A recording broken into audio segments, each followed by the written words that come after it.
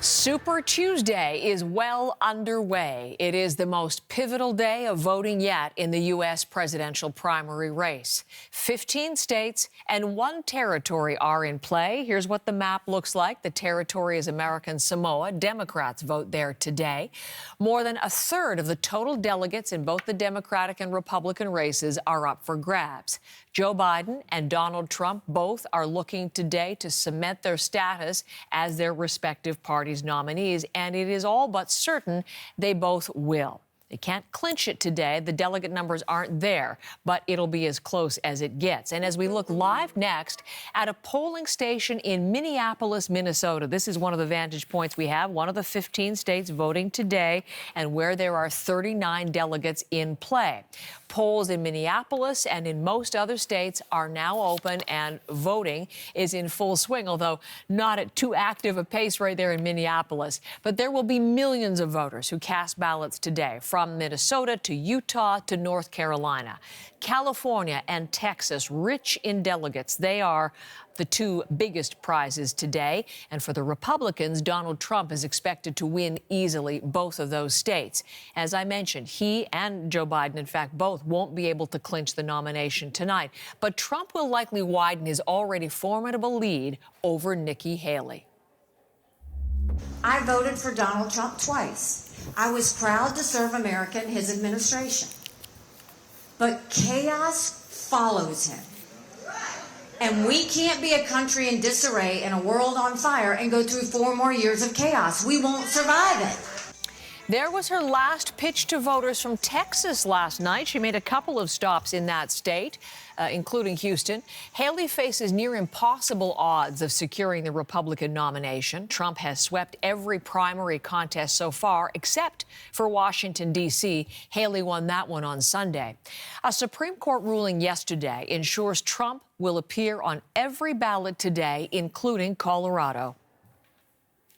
I have great respect for the Supreme Court, and I want to just thank them for working so quickly. They can go after me as a politician, they can go after me with votes, but they're not going to go after me with that kind of lawsuit that takes somebody out of a race who's leading in this case, but even if the person wasn't leading. That is Trump reacting yesterday to the unanimous Supreme Court ruling in his favor. It struck down a Colorado Supreme Court decision that removed Trump's name from the state's primary ballot, citing the insurrection clause in the U.S. Constitution. National polls suggest Trump is by far the favorite candidate for Republicans. He has 77% right now. Haley lags far behind at 15%. Let's take you to one of the states that is voting today. That is Virginia, with 48 delegates in play.